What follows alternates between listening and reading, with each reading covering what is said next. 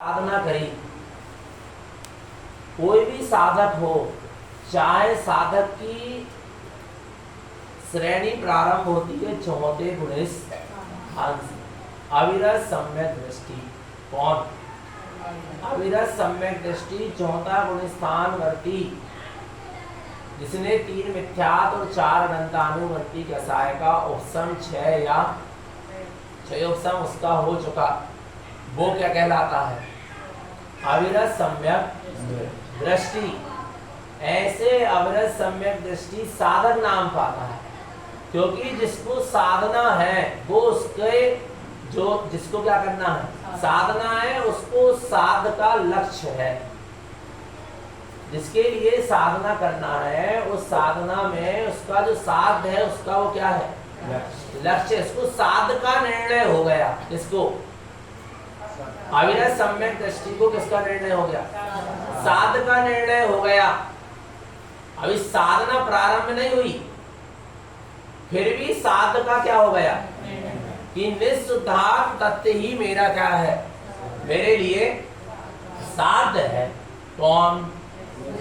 निःशुद्धात्म तत्व ही मेरे लिए साध है, ऐसा चौथे गुणस्थान वाले को क्या हो गया? निर्णय हो गया। कैसे निर्णय हो गया? 3 मिथ्यात् और 4 अनंतानुबंधी कसाय क्या हुई? गली। इससे क्या हुआ? कैसे गली? निज आत्मा का अनुभूति युद्ध श्रद्धान हुआ। कैसा श्रद्धान हुआ? अनुभूति युद्ध श्रद्धान हुआ। किसी के कहने पे नहीं, ग्रंथों के पढ़ के नहीं, सदगुरु के उपदेश से नहीं, जिनेन्द्र परमात्मा के उपदेश से नहीं, ये तो सब निमित्त मिले, परंतु स्वयं की निज आत्म अनुभूति से, निज स्वानुभूति से उस जीव को ये निर्णय हो गया कि मैं तो शुद्ध तत्व शुद्धात्मा ही हूँ, यही मेरी पूरी साधना का साध्य है, लक्ष्य। कौन है? निःशुद्धात्म तत्व ही मेरे साधना का क्या है? साध्य है, लक्ष्य है। ऐसा उसको स्वयं की अनुभूति से निर्णय हो गया। निज आत्म स्वभाव का अनुभूति उस श्रद्धान ही क्या कहलाता है? सम्यक। आ रहा है समझ में? निज आत्मा का अनुभूति युद्ध क्या? श्रद्धान। और यहाँ से साधना प्रारंभ होती है। क्या होती है? साधना प्रारंभ होती है। फिर वह चौथा गुणस्थान वर्ती, जिसने निःशुद्धात्म तत्व को अपना साध स्वीकार किया है, अर्थात पूर्ण वीतराग स्वभाव को उसने स्वीकार किया है। क्योंकि जो अपना शुद्धात्मा है वो पूर्ण वीतरागी। कैसा है? वीतराग स्वभाव। कौन सा स्वभाव? कौन सा स्वभाव? वीतराग स्वभाव। कौन सा स्वभाव? राग द्वेष से रहित। और रहित क्या? आत्मा में, आत्मा के शुद्ध स्वभाव में ना राग है और ना द्वेष है, ना कोई मोह आदि परिणाम है, ना आत्मा में कोई शुभ भाव है ना अशुभ भाव है। आत्मा का जो शुद्ध स्वभाव है वो निर्विकल्प शून्य है, और अपने आप में वीतराग स्वभाव। कैसा स्वभाव है? और ऐसे वीतराग स्वभाव की अनुभूति चौथे गुणस्थान वाले को हो गई। और अनुभूति में जब वीतराग स्वभाव आया तो ज्ञान ने जाना, क्या जाना? कि अब ये वीतराग स्वभाव में मुझे क्या करना है? आचरण करना। इसी वीतराग स्वभाव में मुझे अब लीन होना। उसके लिए वो चौथे गुणस्थान वाले का, अर्थात अविरत सम्यक दृष्टि साधक का ज्ञान अपने वीतराग स्वभाव में आचरण करने के लिए क्या होता है? तड़पता है। और उसी समय से, जिस समय से उसको निज आत्मा की अनुभूति होती है, उसी समय से वह जीव के ज्ञान में जिसकी अनुभूति हुई है उस स्वभाव की सूरत वर्तने लगती है। आत्मा की अनुभूति हुई तो उसके ज्ञान, जिस समय अनुभूति हुई उसी क्षण जब उपयोग बाहर आया तो ज्ञान में उसे उस शुद्धात्मा की क्या होने लगी? सूरत चलने लगी। क्योंकि उसने अनुभूति कर लिया ना, तो ज्ञान में उसकी क्या चलने लगी? किसकी? आत्मा की क्या चलने लगी? सूरत चलने लगी। जिसकी अनुभूति हुई है उसकी सूरत चलती है, और किन्हीं किन्हीं साधक को जो अनुभूति हुई है उसकी सूरत चलती है। अनुभूति जो हुई उसकी सूरत चलती है, और किसी को किसकी सूरत चलती है? जिसकी अनुभूति हुई। किसकी अनुभूति हुई? आत्मा की। तो आत्मा कैसा है? अनादि अनंत। और जो अनुभूति हुई वो कैसी है? कैसी है? सादी शांत है। कैसी है? सादी शांत माने अभी प्रकट हुई और अभी क्या हो जाएगी? शांत हो गई, समाप्त हो गई। सादी शांत है, अभी प्रकट हुई और अभी समाप्त हो गई। पर अनुभूति जिसकी हुई, बोला एक समय के लिए दृष्टि अंतर्मुख हुई और आत्मा की क्या हुई? अनुभूति हुई। पर हो गई ना आत्मा की अनुभूति। तो अनुभूति, कोई साधक अनुभूति को पकड़ता है, आ रहा है गुण स्थान से नीचे गिर जाता है। और कोई साधक किसको पकड़ता है? जिसकी अनुभूति हुई है, उसको क्या करता है? पकड़ता है। अनुभूति जिस स्वभाव की हुई है उसको यदि ज्ञान पकड़ लेगा तो पुनः अनुभूति होगी। पुनः अनुभूति होने में समय नहीं लगेगा। और जिसने अनुभूति को पकड़ लिया और स्वभाव को भूल गया, जो एक समय की अनुभूति हुई, उसमें जो आनंद आया, सुख हुआ, शांति का वेदन हुआ, उसको क्या कर लिया? पकड़ लिया। तो वो जो एक समय की जो पर्याय आई वो क्या हो जाती है? वो क्या हो जाएगी? शांत हो जाएगी। वो क्या हो जाएगी? शांत हो जाएगी। आ रहा है तो वो तो अनुभूति तो शांत हो गई, पर साथ में वो जो अनुभूति को पकड़ लिया ना, वो भी धीरे से विस्मृत हो जाएगी और जीव मिथ्यात्व में पुनः आ जाएगा। अनुभूति विस्मृत होगी यदि अनुभूति को ज्ञान पकड़ेगा तो, क्योंकि अनुभूति तो एक समय की है, वो तो पर्याय एक समय थी, चली गई, पर उसकी सूरत कब तक रहेगी? पर्याय की सूरत कब तक रहेगी? छूटेगी नहीं हमें। पर अनुभूति जिसकी हुई है वो कौन है? स्वभाव। और जिसकी अनुभूति हुई है उस स्वभाव को क्या करो? पकड़ लो। तो पुनः वो स्वभाव से तो अनुभूति हुई ना, तो पुनः अनुभूति होगी, क्योंकि स्वभाव को पकड़ा आपने, जो अनुभूति दे रहा, जहां से अनुभूति प्रकट हो रही है उस स्वभाव को आपने पकड़ लिया। लहर को मत पकड़ो। लहर काय में उठ रही? समुद्र में क्या उठ रही है? लहर उठ रही है, पर लहर एक समय की है। लहर को मत पकड़ो। किसको पकड़ो? किसको पकड़ो? जहां से वो लहर उठ रही है उस गहराई को पकड़ो। आ रहा है। और लहर में आनंद है। लहर जो दिख रही ना, वो आकाश से नहीं, गहराई से। जो आत्मा में जो आनंद वर्तता है, आ रहा है, जो आनंद की अनुभूति होती है, उत्साह आता है, एक अंदर से परिणति विलसती है, ये सब जब आत्मा की गहराई में पहुंचोगे तो ये कुछ नहीं। आत्मा की गहराई में शांत दशा है। जैसे पानी की गहराई में जाओगे तो पानी अंदर कैसा है? शांत है। ऊपर जो लहर उठ रही वो आपको नाना प्रकार की तरंगे दिखाई दे।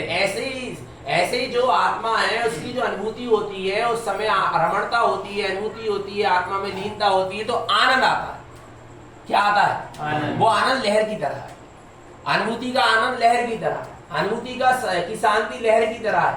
अनुभूति का सुख लहर की तरह है। पर आत्मा की जब गहराई में आप पहुंचोगे तो आप शांत दशा को पाओ।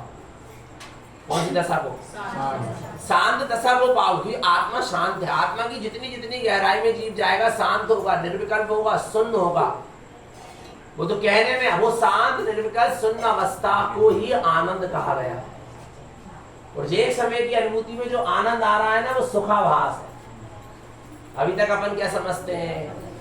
संसार में सुख नहीं है। संसार में क्या है? अपन कहते 5 इंद्रियों के विषय में जीव को सुख लग रहा है, पर सुख, पर अपन क्या कहते? सुखाभास है। सुखाभास भी नहीं है। संसार के 5 इंद्रियों के विषयों में सुखाभास भी नहीं है। वो तो कहने में आ रहा आपसे। सुखाभास कहाँ है? एक समय की आत्मा की अनुभूति में सुखाभास है। सुख का आभास हुआ है, सुख नहीं मिला। सुख तो तब मिलेगा जब तू आत्मा की गहराई में क्या होगा? डूब जाएगा, ठहर जाएगा, स्थिर। और उसके लिए फिर पूरी साधना है काय में, उस सुख स्वभावी भगवान आत्मा की गहराई में ठहरने के लिए, अगम्य होने के लिए। क्या होने के लिए? अगम्य माने बिल्कुल गुप्त हो जाने के लिए, डूब जाने के लिए। माने तेरे स्वयं के परिणाम और तेरी स्वयं की परिणतियां तुझे जब स्वभाव में जीव डूबता है तो उसको नाना प्रकार की परिणाम और नाना प्रकार के शुद्ध परिणाम, शुद्ध परिणतियां क्या होती हैं? प्रकट होती है। पर ऐसे तू अपने आत्मा की गहराई में डूब कि तुझे वो शुद्ध परिणाम और शुद्ध परिणति भी जो उत्पन्न तो होंगी, पर तुझे उसका बोध, उसका विकल्प ना रह जाए। पहली चीज तो ये कि स्वभाव में जीव डूबे, ऐसे गहराई में डूबे, ऐसा अगम्य हो जाए कि जब जीव के अंदर में स्वभाव में डूबते समय क्या हो, जो शुद्ध परिणाम और शुद्ध परिणतियां क्या हो, प्रकट हो। शुद्ध परिणाम और शुद्ध परिणति जब प्रकट होती तो श्रेणी का आरोहण होता, गुण स्थान जीव क्या होता, चढ़ता। पर गुण स्थान चढ़ते समय जीव को ये विकल्प नहीं होता मैं गुण स्थान चढ़ रहा हूं, मेरे इतने परिणाम शुद्ध हो गए, मेरी इतनी परिणति विशुद्ध हो गई, ये उसको उस समय नहीं होता, नहीं तो नीचे गिर जाए, विकल्प में आ जाए। निर्विकल्प दशा ही जीव को ऊपर उठाती है। कौन सी दशा? निर्विकल्प। जब जब जीव का उपयोग निर्विकल्प होगा तब तक जीव ऊपर उठेगा। बाकी उपयोग में कितने परिणाम परिणतियां शुद्ध शुद्ध आती रहे, चिंतन चलता रहे, मनन चलता रहे, ज्ञान धारा चलती रहे, जीव ऊपर नहीं उठ सकता। हाँ, नीचे नहीं गिरेगा। क्या उपयोग में ज्ञान धारा चले, आत्मा का चिंतन मनन चले, अनेक प्रकार के शुद्ध शुद्ध परिणाम परिणति ज्ञान का विषय बन रही है, उपयोग का विषय बन रही है, इससे जीव नीचे नहीं गिरेगा पर ऊपर नहीं चढ़ सकता तब तक जब तक जीव निर्विकल्प नहीं होगा। उपयोग को बार बार जब जब उपयोग निर्विकल्प होगा तभी जीव ऊपर चढ़ा माना जाएगा, तब तक जीव का ऊर्ध्वगमन माना जाएगा। हाँ, पर ऐसे सम्यक दृष्टि ज्ञानी का पतन नहीं होगा, पर निर्विकल्प होना जरूरी है। तो ये कहने में आ रहा है कि जीव जब स्वभाव में डूबता है तो उसको अनेक प्रकार की शुद्ध परिणति और शुद्ध परिणाम क्या होते हैं, प्रकट होते हैं, पर उसको उसका विकल्प नहीं होता। और इतनी गहराई में डूब जाए, साधक ये सोचता है इतनी गहराई में डूब जाऊं, इतनी गहराई में डूब जाऊं, इतनी गहराई में जो मेरे परिणाम और मेरी जो परिणति उसको उनको भी ये पता ना हो कि ये उपयोग कहाँ चला गया। क्या क्या जैसे तीर्थंकर भगवान है, मुनिराज, भावलिंगी साधु सारे राजपाट और सारे गांव बस्ती को छोड़ के कहाँ चले जाते, जंगल की, किसी को पता न चले कि हम कहाँ साधना कर रहे हैं, एकांत में चले जाते थे। ऐसे ही यहाँ पर जीव अपने स्वभाव में ऐसा डूब जाए कि जीव के खुद के परिणाम और खुद की परिणति को पता ना चले कि जीव कहाँ चला। नहीं आ रही समझ? इतना जीव एकांत में चला जाए कि स्वयं के परिणाम और परिणति को पता न चले, पर जब जीव का उपयोग बाहर आता है तो परिणाम और परिणति को पता चल जाता। परंतु इतनी साधना, इतनी अगम्य स्वभाव में ठहरने की साधना है। आया समझ में? तो ऐसी गुरु महाराज ने क्या करी, साधना करी, जीव और आगे बढ़ता, ज्ञान में स्वभाव की सुरत बरत रही है, वीतराग स्वभाव की, और वो ज्ञान अब वो सुरत तो बरत रही है पर उसमें क्या करना चाह रहा है वो, रमण। जैसे हीरा सामने पड़ा है और आपके लिए पड़ा, आपका अधिकार इसमें, उस हीरे में आपका, उस रत्न में, हीरे में आपका क्या है, अधिकार है, आपके लिए ही पड़ा है और आपने उसको देख भी लिया और आपको पता है कि ये मेरे लिए ही, इसमें मेरा अधिकार, इसको कोई दूसरा छीन सकता नहीं। इतना भी पता है, फिर भी आप उसको, सामने पड़ा फिर भी आप उसको उठा नहीं पा रहे। ऐसे ही चैतन्य स्वभाव, वीतराग स्वभाव, आत्म स्वभाव, ज्ञान स्वभाव, ममन स्वभाव, शुद्ध स्वभाव, पारणामिक भाव, परम पारणामिक शुद्ध भाव, अपारणामिक स्वभाव जीव के सामने है, सम्यक दृष्टि के, अवरति के और व्रति के आ रहा है और उसके लिए ही उसको पता, पर वो उसको क्या नहीं कर पा रहा, माने उसमें उठा नहीं पा रहा, उस चैतन्य हीरे को माने उठा नहीं पा रहा, माने उसमें रमण क्यों नहीं कर पा रहा, रमण क्यों नहीं कर पा रहा, क्यों लीन नहीं हो पा रहा उसमें, क्यों रमण नहीं कर पा रहा, पूर्व कृत चारित्र मोहिनी कर्म का उदय। कौन सा उदय? चारित्र मोहिनी कर्म का उदय चल रहा है। राजा श्रेणी को, किसको? अपना चैतन्य हीरा भगवान आत्मा दिख रहा है, मेरे अधिकार में, मेरा ही है, मेरे अलावा इसमें किसी का अधिकार नहीं है, ये दिख रहा है नरक में, पर उसको क्या नहीं कर पा रहे, उठा नहीं पा रहे, माने उसमें आचरण नहीं कर पा रहे। क्यों नहीं कर पा रहे, क्यों नहीं कर पा रहे? क्योंकि चारित्र मोहिनी कर्म का उदय आया और चारित्र मोहिनी कर्म के उदय के कारण रमणता क्यों नहीं हो पा रही, नरक में है, संयम धारण नहीं कर सकती। जब तक संयम नहीं होगा तब तक आत्मा में रमणता नहीं होगी। सम्यक दर्शन के साथ संयम हुए बिना आत्मरमणता नहीं होती। सम्यक्ताचरण चारित, फिर संयमाचरण और फिर स्वरूपाचरण। सम्यक्ताचरण सम्यक दर्शन हो गया, आत्मा की अनुभूति हो गई। संयमाचरण आपने संयम को धारण कर लिया, अब आपका स्वरूपाचरण चारित होगा, स्वरूप में आचरण। चूंकि राजा श्रेणी कहाँ है? नरक में है। संयम धारण पर कितना, बस एक लक्ष्य है कि वो चैतन्य हीरा जो दिख रहा है उसमें मुझे क्या करना है? रमण। पर होगा नहीं 84,000 वर्ष तक। कितनी धैर्यता रखना पड़ेगा? बोलो ना, कितनी धैर्यता नहीं रखना पड़ेगा? जिसको मिलेगा यही अपने ही अधिकार की चीज है, अपनी ही है, अपना ही इसमें अधिकार है। पर जे समझ लो केस लगा है, जमीन तो अपनी है पर केस लगा, वो निपट नहीं पा रहा। वो पता है कि अपन को ही, फिर भी अब पता कैसे कैसा लगेगा? धैर्यता रखना पड़ेगी कि नहीं रखना पड़ेगा? यहाँ तो दूसरे से साथ हो रही है स्थिति, पर यहाँ तो भीतर में किसके साथ है? स्वयं के साथ। जो चारित्र मोहिनी कर्म का उदय, किसका उदय? किसका उदय? कर्म का उदय जीव को उसमें रमण नहीं करने दे रहा। राजा श्रेणी के लिए तो नरक गति बाधा है। क्या है? आ रहा है देव गति के, देव को भी आत्मानुभूति हो गई, सम्यक दर्शन हो गया, उसको भी अपना चैतन्य हीरा भगवान आत्मा सामने दिख रहा है, पर उसमें वो रमण क्यों? क्योंकि उनकी भी एक मजबूरी है कि वो देव गति में वहां संयम धारण, पर मनुष्य की कोई मजबूरी और कमजोरी नहीं है।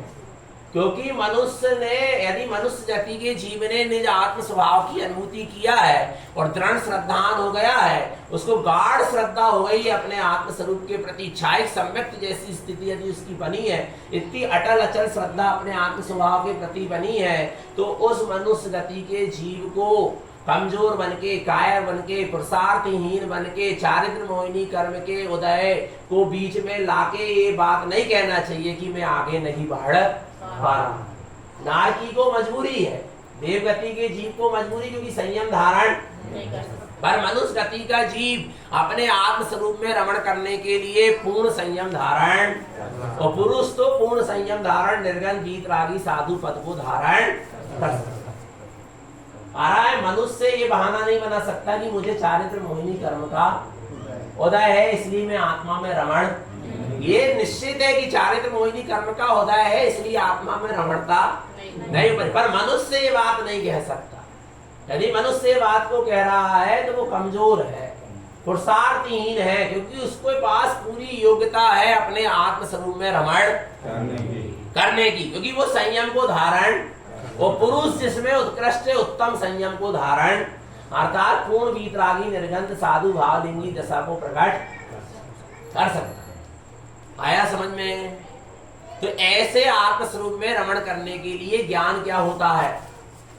तड़पता है। क्या करता है? और ज्ञान में स्वभाव में रमणता करने के लिए ज्ञान तड़प नहीं रहा, माने इसका ये मतलब है या तो आपको आत्मा का श्रद्धान हुआ नहीं है या श्रद्धान होके छूट गया है। यही समझ में क्या? ज्ञान में यदि आत्म स्वभाव में रमणता के लिए क्या, अब वो ज्ञान आत्मा में रमण करने के लिए क्या नहीं कर रहा? तड़प नहीं रहा। इसका मतलब है या तो आपको आत्मा का श्रद्धान हुआ ही नहीं है, अनुभूति उस श्रद्धान, या दूसरी बात हो भी गया एक समय के लिए तो वो क्या हो गया? आप विस्मृत हो गए, छूट गया। इसलिए आपका ज्ञान स्वभाव में रमण करने के लिए तड़प नहीं रहा। ऐसा उपसम सम्यक्त वाला असंख्यात भाव तक आ रहा है, ज्ञान से शून्य होके बस सम्यक्त की वो एक झलक उसकी सत्ता में पड़ी, इसके अलावा कुछ नहीं है उसके जीवन, कोई साधना नहीं। आ रहा है समझ में? क्योंकि उसको तड़प ही नहीं जाग रही स्वरूप में रमणता करने, छोड़ चुका वो उस चीज को पाके, पर होगी रमणता। अर्थ पुद्गल परावर्तन के भीतर भीतर वो जीव भी मोक्ष, पर इतना आवरण जाता है, इतना आवरण जाता है उसके मिथ्यात्व में कि उसको होश ही नहीं है। पुनः अनादि मिथ्या दृष्टि जैसा हो जाता। अनादि मिथ्या दृष्टि है नहीं ये सब, उपशम सम्यक बल पर अनादि मिथ्या दृष्टि जैसा हो जाता है, आ रहा है। पर अपन को ऐसा पुरुषार्थ करना है कि अपना श्रद्धान भी दृढ़ हो और अपने श्रद्धान में गाढ़ापन आए और अपना ज्ञान अपने वीतराग स्वभाव में रमण करने के लिए क्या हो, तड़पे। और तड़पे बस तड़पना बस होगा क्या करना पड़ेगा, क्या करना पड़ेगा, क्या करना पड़ेगा। जैसे किसी का पुत्र बीमार है, क्या है, बीमार है, आ रहा नहीं आ रहा समझ में। अब वो बीमार है, उसको बहुत बड़ी बीमारी है, तो उसके लिए उसका पिता क्या करेगा, तड़प तो रहा है पर पुरुषार्थ करेगा कि नहीं, इलाज करवाएगा, लाखों रुपए खर्च करेगा, कर्ज लेके भी इलाज कराएगा, पूरा अपने तरफ से जोर लगाएगा कि नहीं लगाएगा। और जोर नहीं लगा रहा है और अंदर ही अंदर दुखी हो रहा, तड़प रहा, तो क्या, क्योंकि तड़पाने है। नहीं, हमें तो आत्मा में रमण करना है, हमको तड़पे न सामायिक कर पा रहे, न ध्यान कर पा रहे, न स्वाध्याय कर पा रहे, न आगे व्रत नियम संयम बढ़ा पा रहे हैं आप अपने, न ध्यान का अभ्यास कर पा रहे, कहाँ तड़प। आप कुछ पुरुषार्थ ही नहीं कर रहे, आप रोना बस रो रहे हैं कि मेरा पुत्र इतना बड़ी बीमारी, इतनी बड़ी बीमारी, उसके लिए कर क्या रहे फिर आप। यदि आपको तड़प है कि हाँ हमको आत्मा में रमणता करना, ज्ञान तड़प रहा है, तो ज्ञान में नियम से पुरुषार्थ चलेगा। क्या चलेगा, पुरुषार्थ चलेगा। दो तरह का पुरुषार्थ चलेगा, एक स्वभाव में रमणता का पुरुषार्थ चलेगा और दूसरा विभावों से दूर होने का, तो विभावों को छोड़ने का, विभावों में वज्र जैसा प्रहार करना पड़ेगा।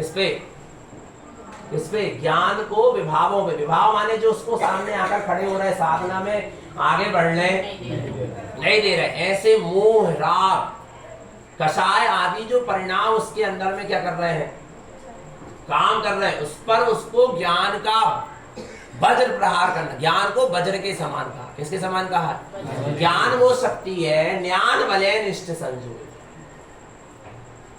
क्या ज्ञान बले इष्ट संजोग। जैसी चीज हमें 2021 में यही कुम्हारी में पकड़ में आई थी और हमने वो डायरी में लिखी थी, कितने बार जब फूलना पड़ रही बिंदी फूलना, उसकी लाइनें ले, क्या ज्ञान बले इष्ट संजोए, किसके बल से, किसके बल से, नहीं बोले परम औदारिक शरीर नहीं मिला, अच्छा मजबूत शरीर नहीं मिला, इसलिए साधना नहीं हो पा रही, चौथा काल नहीं है इसलिए साधना नहीं हो पा रही। इससे साधना होगी क्या है? शरीर से आत्मा की साधना का क्या संबंध, चौथे काल से आत्मा की साधना का क्या संबंध,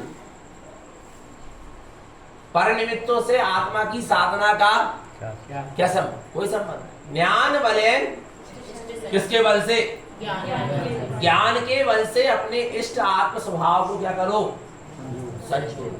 किसके बल से, ज्ञान जैसा वज्र, ज्ञान को वज्र के समान का, विज्ञान घन, एक शब्द आया, क्या आया, विज्ञान घन। विज्ञान घन का मतलब क्या है, विज्ञान घन, आ रहा समझ में, विज्ञान घन, घन किसको कहते हैं, घन किसको कहते हैं, घन घन घन वो कहलाता है जिसके सामने यदि पहाड़ भी हो तो क्या हो जाए, वो टूट जाए, पर घन ना टूटे। भैया ना, घन के सामने कोई भी शक्ति आएगी तो वो टूटेगी, घन नहीं टूटे। ऐसी ज्ञान घन है, विज्ञान आत्मा ज्ञान घन है, विज्ञान घन है, उसके सामने कोई भी कर्म का उदय आए, कोई भी कर्म धारा आए, वो क्या हो, वो टूट जाए, पर तुम्हारा ज्ञान में फर्क नहीं पड़ना चाहिए। तो ज्ञान का बल लगा। कितनी कर्म धारा आई आत्मा के सामने, नरक गई क्या नहीं आत्मा, बोलो अपनी आत्मा नरक गई क्या नहीं गई, त्रियन गति में भूमि क्या नहीं, कितने कर्म की उदय को नहीं सही, कहाँ कैसे सहनी, ज्ञान घन थी ना, तो भी आत्मा की सत्ता जोगी तो है क्या नहीं, आत्मा के अनंत गुण जोगी तो है क्या नहीं, इतने कर्म के उदय आने के बाद भी आ रहा नहीं आ रहा समझ में। तो आत्मा विज्ञान घन है, अपने विज्ञान घन स्वभाव को सामने रखो, साधना करो, तो सारे कर्म क्या होंगे, उससे आकर टकराएंगे और चूरा चूर हो जाए। वज्र के समान है क्या, ज्ञान, ज्ञान का जोर लगाओ, ज्ञान का बल लगाओ, और जब ज्ञान का बल स्वभाव की ओर लगता है तो भगवान आत्मा सारे कर्म क्या हो जाते हैं, विलय हो जाते हैं, क्षय हो जाते हैं। पर ज्ञान के सामने किसका बल लगना चाहिए? ज्ञान के बल को, ज्ञान स्वभाव को सामने रख के साधना। पर कैसे होगी? जब अपने ज्ञान को आप समेटोगे। अभी ज्ञान की शक्ति क्या हो चुकी है? पुरुषार्थ क्या है? अभी ज्ञान की शक्ति क्या है?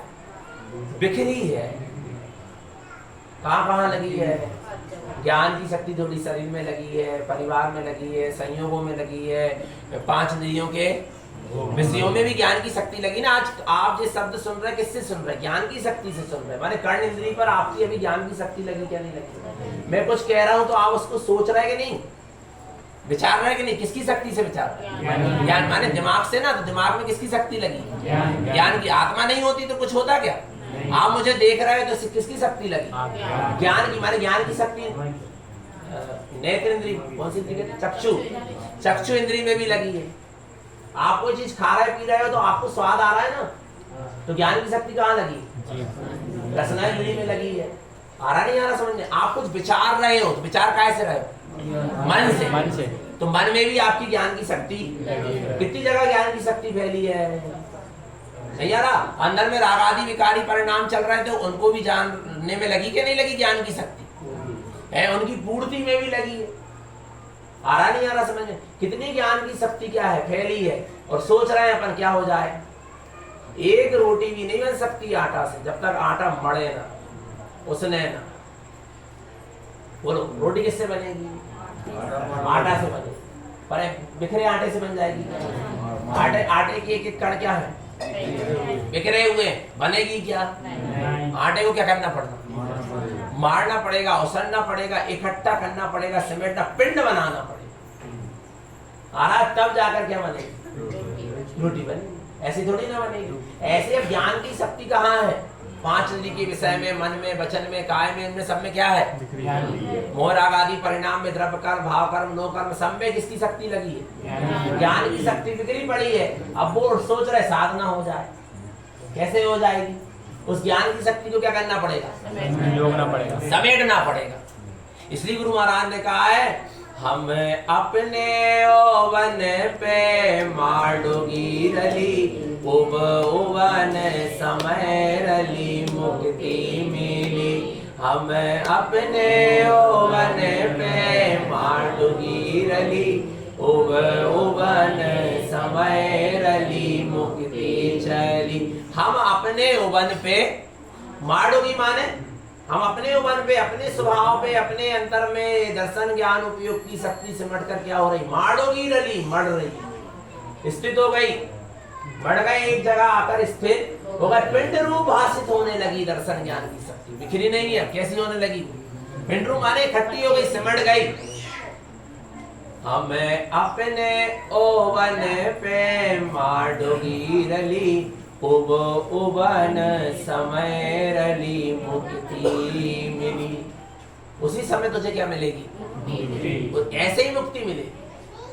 ऐसे ही मुक्ति में तू चलेगा। मुक्ति के मार्ग में अपनी दर्शन ज्ञान की शक्ति को समेट कर, फैला के चला नहीं जाता। मोक्ष का सिमट के चला जाता। मोक्ष के मार्ग में कैसा चला जाता है? सिमटते चले जाओ। उसका नाम क्या है? मोक्ष का मार्ग। फैलान फैल रही है, मोक्ष नहीं मिलेगा। क्या करना पड़ेगा हमको? अपने में सिमटना पड़ेगा, समाना पड़ेगा, स्थिर होना पड़ेगा। इसके लिए गुरु महाराज कह रहे हैं कि साधना करो। तो ऐसे ज्ञान में स्वभाव की सूरत वर्तिती है। फिर ज्ञान में स्वभाव की सूरत के साथ साथ ज्ञान स्वभाव में लीन होने के लिए तड़पता। फिर उसके लिए वो साधना करता है। क्या करता है? क्या पुरुषार्थ करता है? सामायिक करता है, ध्यान करता है, स्वाध्याय करता है। अधिक से अधिक समय जैसे बने वैसे स्वभाव में आचरण करने के लिए करता है। आ रहा है समझ में? अपने स्वभाव में रमणता के लिए लगाता है अधिक से अधिक समय। पर पूर्व की कर्मधारा भी सामने क्या होती है? फिर द्वंद्व होता है। ज्ञान धारा और कर्म धारा के बीच में क्या होती है? द्वंद्व होता है। आ रहा है। और इस द्वंद्व में मेन भूमिका निभाता है मन। कौन? मन मोहिनी कर्म की क्या है? पर्याय है। और बड़ी मुश्किल से मनुष्य को मिलता है। संगी पंचेंद्री जीव को बड़ी मुश्किल से मन क्या होता है, मिलता है। आ रहा है समझ में? और ये मन मोहिनी कर्म की क्या होती है, पर्याय होती है। और ये मन बीच में आके क्या करता है, अपना क्या कहते हैं, अपना जलवा दिखाता है। ये समझ लो, जैसे मंथरा ने बीच में आके क्या कर दी, पूरी रामायण रच डाली। आ रहा समझ में? ऐसे ही ये मन काम करता है, पर मन से ज्यादा मजबूत किसको होना चाहिए, ज्ञान। किसको होना चाहिए, तो ज्ञान जितना मजबूत होगा मन फीका पड़ेगा। मन क्या पड़ेगा, फीका पड़ेगा। मन ज्ञान पर हावी नहीं होना चाहिए। आ रहा है, ज्ञान को मन पे क्या होना है, हावी। अब ज्ञान मन पे हावी कैसे, जैसे जैसे ज्ञान में आत्मा के प्रति प्रीति उत्पन्न होगी।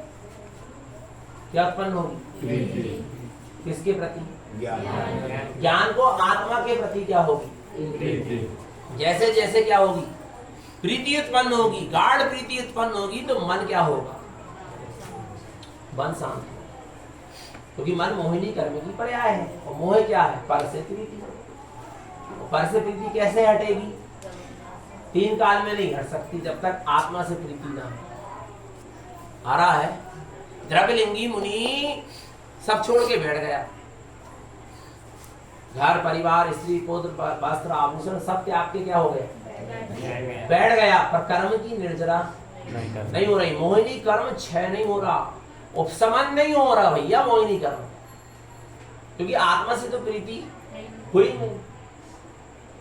आत्मा से प्रीति होके घर नहीं त्यागा, मुनि भेष को धारण कर लूं इस प्रीति से घर को त्यागा, मैं संयम को धारण कर लूं इस प्रीति से घर को त्यागा, या कोई भी ख्याति लाभ पूजा की प्रीति से, या बाहर के शुभाचरण की प्रीति से शुभ कार्यों में आचरण हो जाए, मेरा पुण्य बंद हो जाए, स्वर्ग आदि मिल जाए, इसके लिए मुनि भेष धारण कर लिया। माने एक भी कर्म की निर्जरा नहीं कर पा रहा, क्यों, मोह नहीं करा पा रहा, क्यों, आत्मा से प्रीति नहीं। आत्मा से प्रीति होकर फिर पर से दृष्टि क्या हो, हटे, तब वो वास्तव में छूटा है, और नहीं तो अभी कुछ भी छूटा नहीं। तो आत्मा के प्रति गाढ़ प्रीति ज्ञान में उत्पन्न होती है, तब स्वरूप में आचरण करने का पुरुषार्थ क्या होता है, जागता है। आ रहा है, अब जब ज्ञान में आत्मा में रमण करने की तीव्र प्रीति जागती है, तो वो प्रीति के सामने जिसको आपने पूर्व में प्रीति दी है अज्ञान अवस्था में, कर्म बांधे ना अज्ञान अवस्था में, संसार शरीर विशेष संयोगों को अपने प्रीति दी, क्या नहीं दी अज्ञान अवस्था में, मोह के कारण, तो वे जो कर्म बने हैं वे क्या होंगे, उदय में आएंगे। आप क्यों आएंगे, क्योंकि आपने बांधा, और अब आत्मा से क्या हो रही, प्रीति हो रही, तो वे सब अपनी अपनी प्रीति दिखाने तुमको सामने आएंगे। नहीं आ रही समझ में, तुम्हारे वे कर्म के उदय जिनको तुमने बड़ी प्रीति पूर्वक क्या करा है, बांधा है, आ रहा है, अपने स्वरूप को भूल के वे सब अपनी अपने सामने आके क्या होंगे, तुमने हमसे भी प्रीति करी थी, देखो तुमने हमसे भी प्रीति करी थी, देखो तुमने हमसे भी प्रीति करी थी, तुमने हमसे भी करी थी। जब तो भरत चक्रवर्ती तो तदवा मोक्षगामी है, तदवा उसी भाव से क्या करना है, मोक्ष जाना है, पर उन्होंने पूर्व भाव में कितने सारे जीवों से क्या करी होगी, अज्ञान अवस्था में अपने स्वरूप को भूल के कितने जीवों से प्रीति करी, वे सबकी प्रीति उनके सामने आके क्या हुई, खड़ी हुई कि 96,000 रानियां सामने आके खड़ी हुई, तदवा मोक्षगामी। क्योंकि वे कर्म उदय में आएंगे, जिनसे तुमने प्रीति करी वे सामने आके खड़े हो रहे हैं। अब तुम हमारी प्रीति को महत्व दे रहे हो कि अपने स्वभाव की प्रीति को महत्व, यदि तुम अपने स्वभाव की प्रीति को महत्व दे रहे हो तो 96,000 की प्रीति एक तरफ धरी रह जाएगी और तुम्हारा काम बन जाएगा। आ रहा है क्या नहीं आ रहा समझ में?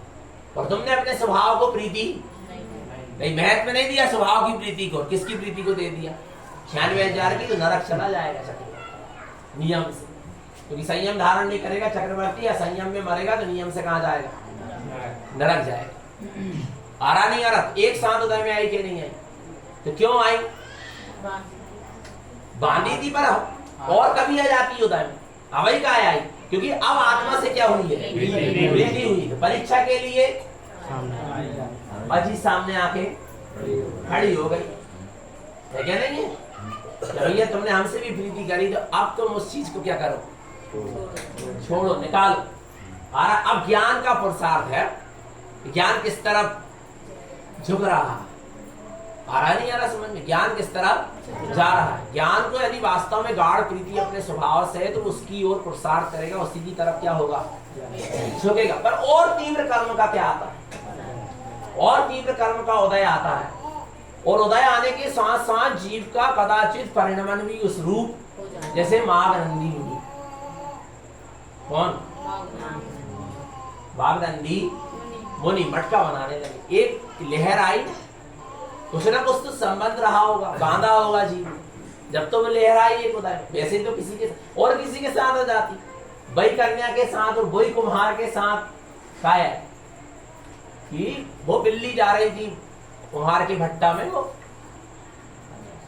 नहीं सुने तुम लोग, मटका बना रहे थे, मटका बनाते कि उसको पकाते, भट्टा ईट बनाने के भट्टे होते कि नहीं रहते, उसको पकाते, वहां बिल्ली क्या हो रही थी, तो वो क्या हो जाती, जल जाती, मर जाती। तो माघनंदी मुनि वहीं से निकल रहे थे, वो बस क्या कर रहे उन्होंने, बचावे के लाने, किसको, बिल्ली को, वो बचावे के लाने पे चक्कर लगाने लगे, किसके, जलते हुए भट्टे की, अग्नि के, और साथ में वह कुम्हार की कन्या भी क्या कर रही थी, उनके पीछे पीछे घूम रही। आ रहा है समझ में? कर्म का क्या आया, वैसे क्या बने, निमित्त। बिल्कुल भाव नहीं है, कुछ नहीं है, फिर भी निमित्त क्या हुए, कुम्हार ने देखा। और सब किस कारण से हुआ, बिल्ली कारण से हुआ। कर्म की उदय तो आया, पर ज्ञायक नहीं रहे, साधु का ये काम नहीं। इतनी करुणा नहीं होना चाहिए कि अपना क्या हो जाए, अपना घात हो जाए। साधु के लिए एक श्रावक ना बचाए तो दोषी है, और साधु बचा रहा है। इतने ज्ञायक क्यों नहीं रहे आप, क्यों गिरे? आपका सिर्फ काम है, किसी को प्यास से तड़प रहा है तो साधु अपने कमंडल का पानी नहीं पिला सकता, उसको जिनवाणी सुना सकता है कि तूने अनादि काल से पानी पिया है, प्यास का भाव भिन्न है और तेरा स्वभाव भिन्न है। नहीं आ रहा समझ में? परंतु साधु अपने कमंडल का पानी, और श्रावक के सामने कोई प्यास से तड़प रहा है और वो पानी ना पिलाए तो दोषी, और साधु पानी पिला दे सो दोषी। नहीं आ रहा? और ज्ञायकता बरतने चाहिए, इतने ज्ञायक हो जाना चाहिए, इतना इतना ज्ञायकपना आना चाहिए भगवान आत्मा अंदर से, कि सामने वाले के प्राण भी निकल रहा है तो तुम्हारे अंदर में कोई फर्क। ये वीतराग स्वभाव की साधना है। इकाई की साधना है, इकाई की साधना है, वीतराग स्वभाव की क्या है, साधना है। पर जीव इस चीज को समझ नहीं पा रहा। आ रहा है समझ में? तो कैसे अब आगे बढ़ेगा जी कर्म का? पर अंदर में तो पूर्ण क्या थे, सजग थे और सावधान थे। मटका वो कुमार ने देखा, कहा फेरे लग गए बच्ची के साथ, मेरी कन्या के साथ, अब तुम्हें यहीं रहना है, मटका बनाओ, शादी हो गई तुम्हारी। चुपचाप रहे, क्या रहे, एक शब्द नहीं कहा कि मैं मुनि हूं और जे और वो मैं बचाने के लिए गया था और वो तो ऐसा हो गया, मैं तो बिल्ली को बचा रहा था। मौन दशा श्रेष्ठ है। कौन सी दशा श्रेष्ठ है? कर्म का उदय आया, अपन सही भी है, सत्य भी है, तो मौन ही दशा क्या है, वो गलत है तो बिल्कुल मौन हो जाओ, गलत हो तो मौन ही रहो, सफाई पेश मत करो, और सत्य हो तो भी मौन, अपने आप सत्य सामने आकर खड़ा होगा। आ रहा नहीं आ रहा समझ में? सत्य हो तो भी मौन रहो, और गलत काम करे हो सो और मौन रहो, है क्या नहीं? गलत कर ही रहे हो तो मौन रहो, है क्या नहीं है? पलट के जवाब मत दो जब गलत हो तो, और सही हो तब तो मौन रहो। मौन रहे माघनंदी, कुछ नहीं कहा, पीछे का मंडल वहीं रख दिए और मटका बनाने लगे। और मटके बनाते बनाते एक काव्य की भी क्या कर दी उन्होंने, रचना कर दी। ज्ञान सजग था, ज्ञान क्या था, सजग था, सावधान था क्या नहीं था? विचार करना। आ रहा नहीं समझ में? ज्ञान सजग था, सावधान था अपने में। और आगे देखो, नंदी संग में क्या हुआ, एक प्रश्न का समाधान नहीं हो रहा था। कहाँ? साधुओं के संग में क्या नहीं हो रहा था? काय का प्रश्न का समाधान। उन्होंने कहा कौन बताएंगे? बोले मांग नंदी इसका उत्तर दे सकते, इसके अलावा अभी कोई वर्तमान में एक ऐसे आचार्य मुनि नहीं है जो इसका क्या देंगे। तो उनको ढूंढने के लिए निकाला गया संघ के साधुओं को कि कहाँ है मांग नंदी, देखो तो कहाँ गए, और अभी तक लौट के नहीं आए। वो भी गए, ढूंढते ढूंढते आए उसी बस्ती में जहां वो कुम्हार का घर था। और वो पूछ रहे हैं भाई कुम्हार के घर के सामने खड़े होकर कि यहाँ मांग नंदी मुनि आए थे क्या हार चरिया वगैरह के लिए या कोई कार्य से? आपने देखा क्या मांग नंदी मुनि को? तो उनने पूछा कि उनसे क्या काम है? बोले संघ में एक प्रश्न का समाधान नहीं मिल रहा और वो सिर्फ कौन देंगे? मांग नंदी देंगे। बोले क्या मांग नंदी मुनि को संघ अभी स्वीकार करेगा? तुमने कहा बिल्कुल करेगा, क्योंकि उनको ही उसका उत्तर क्या है मालूम है। तो बस वे गए अंदर, कपड़ा उतारे और पीछे का मंडल उठाया, बोले चलो हम ही है मांग नंदी। नहीं यार, कर्म की धारा क्या हो गई? अच्छा कैसे छटी? ज्ञान से छटी। ज्ञान में क्या चला? वितराग भाव चला, समता भाव चला, धैर्यता चली, शांति चली। आ रहा नहीं आ रहा तो क्या हो गया? क्षय हो गया है क्या? नहीं है। समता ही पुरुषार्थ है, धैर्यता ही पुरुषार्थ है, पर स्वच्छंदता पुरुषार्थ नहीं है कि समता शांति के नाम पर तुम क्या करो, देख लेंगे कर लेंगे शांति रखो, ऐसा नहीं। अंदर से पूरा पुरुषार्थ होना चाहिए। आया समझ में? तो ऐसे वीतराग मार्ग में तारण स्वामी कैसे आगे बढ़े आप तो देखो तो सही। ऐसे नहीं बढ़ गए, अंदर से पूरी चीजों को उन्होंने क्या करा है। आप देखना उपदेश दसार में कितने 57 कर्म आश्रव के भाव गले हैं। कितने? रंजन राग, कल रंजन दोष और मन रंजन गारव। हर आचार्यों ने राग को गलाने की बात करी। किसको गलाने की बात करी? और तारण स्वामी ने राग के भी राग को गलाने की बात करी। और आगे चलो तो तारण स्वामी ने राग को गलाने के राग को भी गलाने की बात करी। क्या क्या बोले? यही समझ में, राग का राग भी गलना चाहिए और मुझे मेरे राग को गलाना है। इस राग को भी क्या कर दो? गला दो, क्योंकि राग मेरा स्वभाव है ही नहीं है, तो उससे मुझे कोई मतलब होना ही नहीं चाहिए। क्या गलाना? क्योंकि वो तो मेरा स्वभाव। कितना बड़ा पुरुषार्थ था, कोई बिरला ही जानेगा, हर कोई जान सकता नहीं। कैसे कैसे उन्होंने साधना करी और अंतिम समय तक गुरु महाराज को मन ने क्या किया? 24 छाणा में उन्होंने मन को नीच कहा, फटकार लगाने के लिए। मन नीच नहीं है, नीच जीव का पुरुषार्थहीनता है, पर फिर भी नीच कही कि जैसे तैसे मान तो जाए। बिल्कुल अपने स्वभाव में डूब तो जाता है साधक, पर स्थिर नहीं होने देता। कौन? मोहिनी कर्म की क्या है? फिर बाहर आता, फिर जाता वो स्वभाव, फिर उपयोग बाहर आता। आ रहा नहीं आ रहा? ऐसे कई बार, असंख्यात बार ऐसा अंतर्मूर्ति के अंदर में हो जाता है। कितने मूर्ति के? भावलिंगी वीतरागी साधु अंतर्मूर्त माने 48 मिनट के भीतर में असंख्यात बार क्या हो जाते हैं? छठम सप्तम गुण स्थान में झूला 48 मिनट के भीतर कितने बार? असंख्यात बार अपने स्वभाव में झूला झूल लेते। कितना पुरुषार्थ रहता है, विचार करो आप। ऐसी गुरु महाराज साधना करते करते पहुंचे। और देखो हम तुम्हें 12 नाम बता रहे हैं। कितने नाम?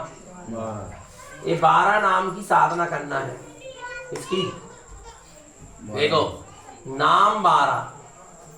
कितने? 12। देखो ये बड़ी सुंदर लाइन दी गुरु महाराज ने। इसके पहले का सूत्र सुनो। जब चारों तरफ से जीव क्या हो जाए, साधक अपने तरफ से पूरा पुरुषार्थ करता है, पुरुषार्थ करते करते वो क्या हो जाए? हार जाए तो किसके पास पहुंचता है?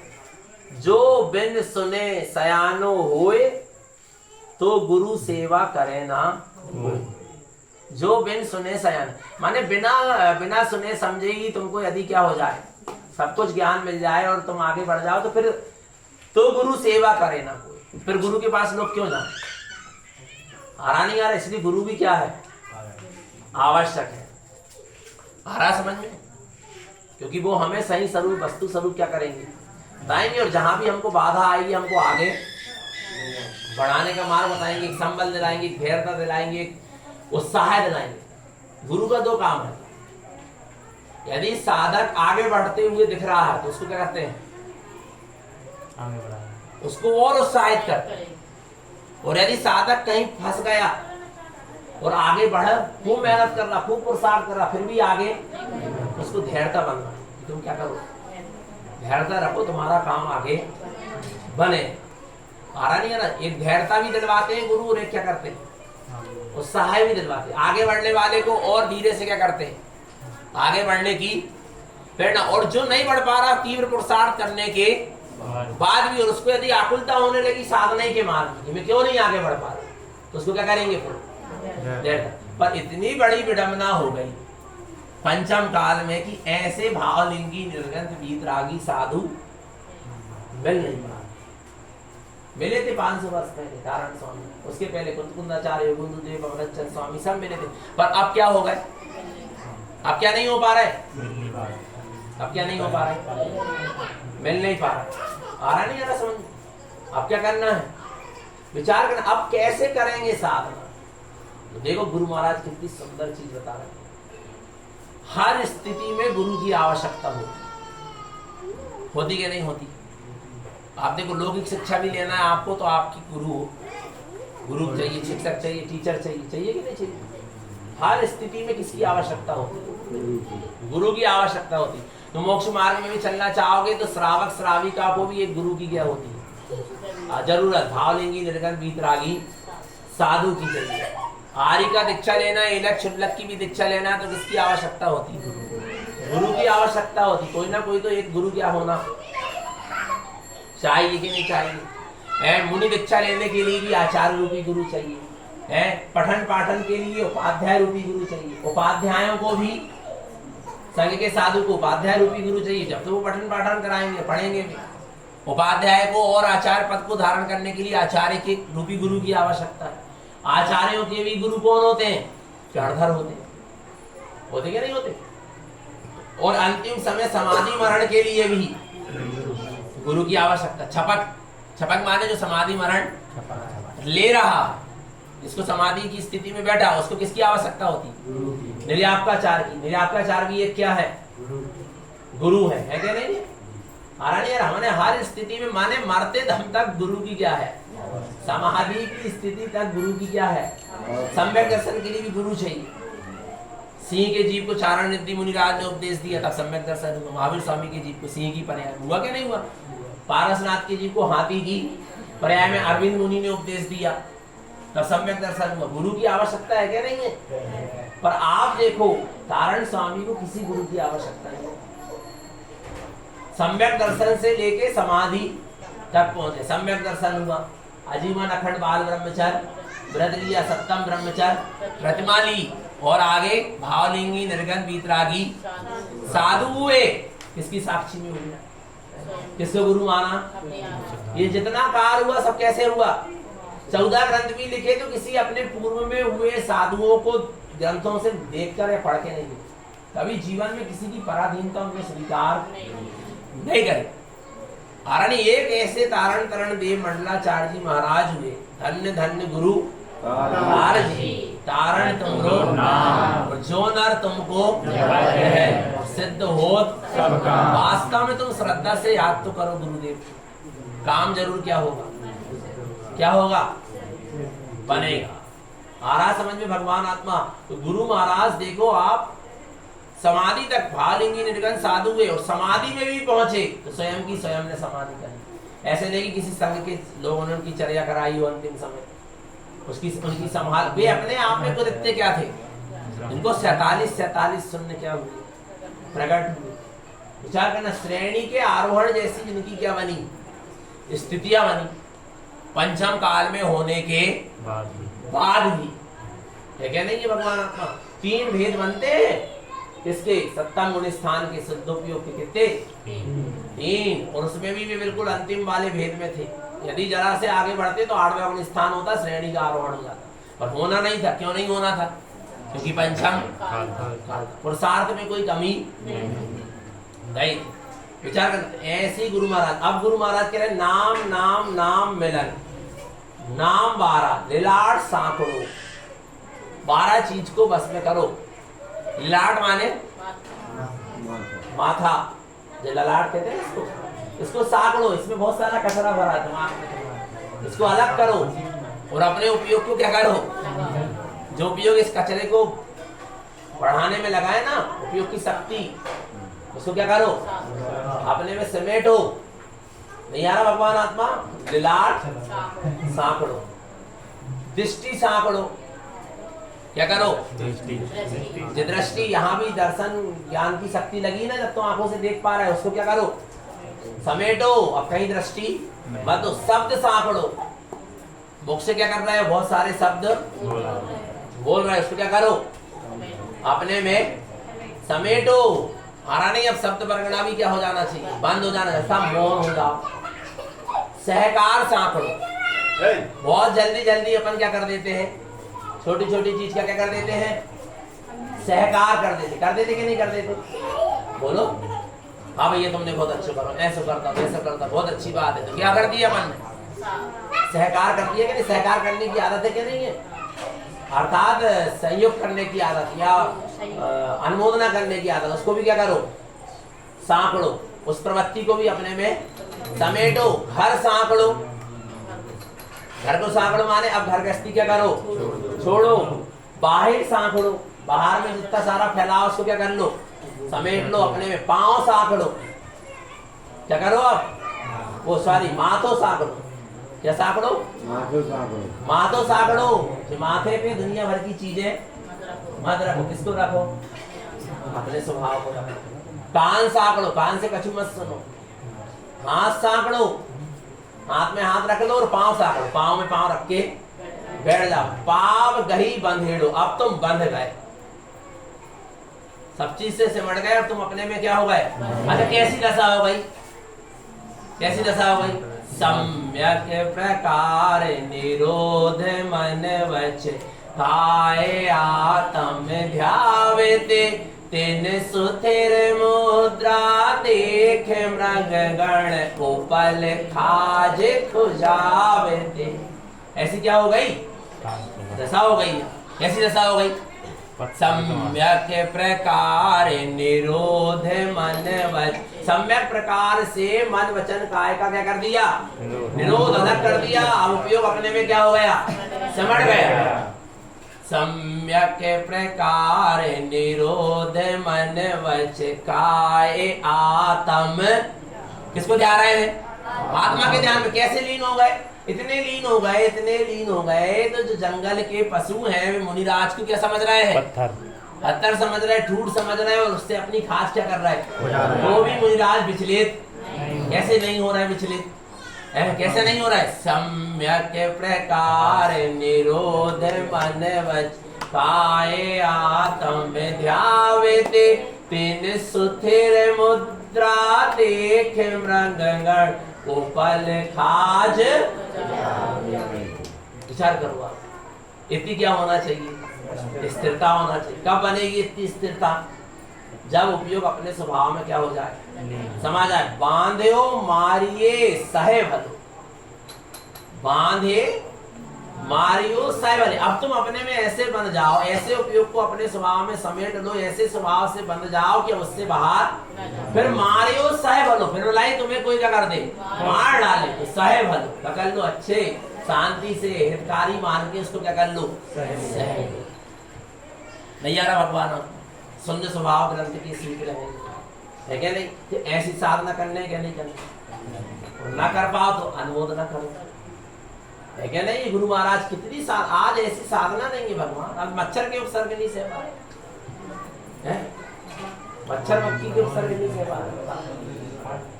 नहीं आ रहा, वो तो सिगड़ी जल गई, जहर पी रहे, नदी में डूब गए, ओले पत्थर बरस गए, श्यालनी और व्याधि ने भक्षण कर ली भारत। और यहाँ मच्छर मक्खी के नहीं सह पा रहे हैं।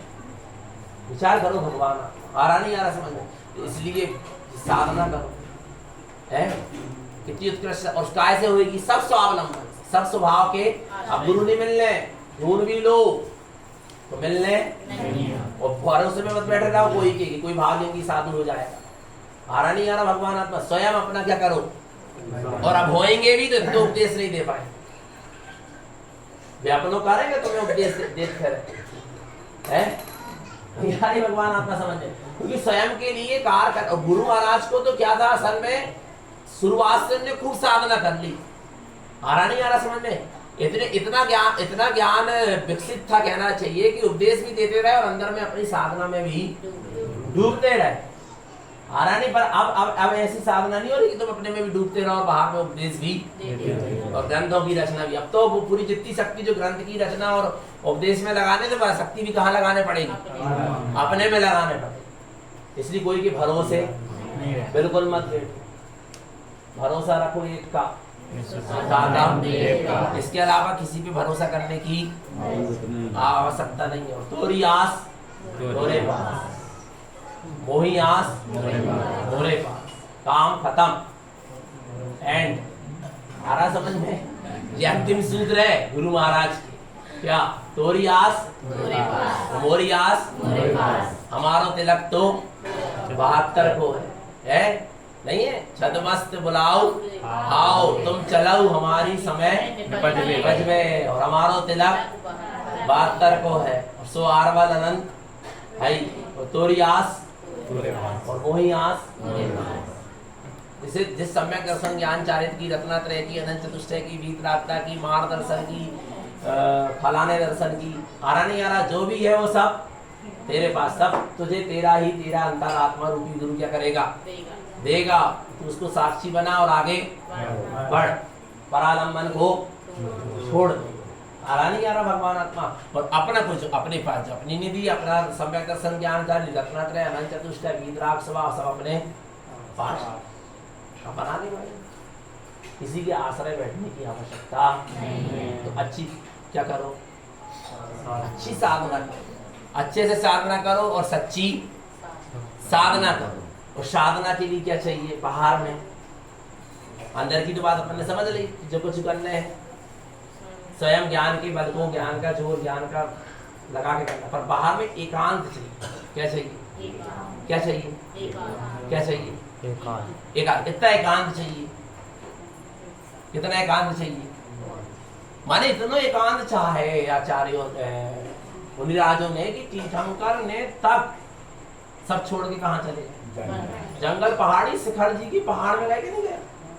वो पहले कितना ऊंचा पहाड़ रहा हो, 500 धनुष की तो उनकी क्या थी, काया थी। पहाड़ कितने ऊंचे ले जाए वो, इतनी ऊंची चोटी में जाके काय बैठे। क्योंकि जो मनुष्य जाति जो है,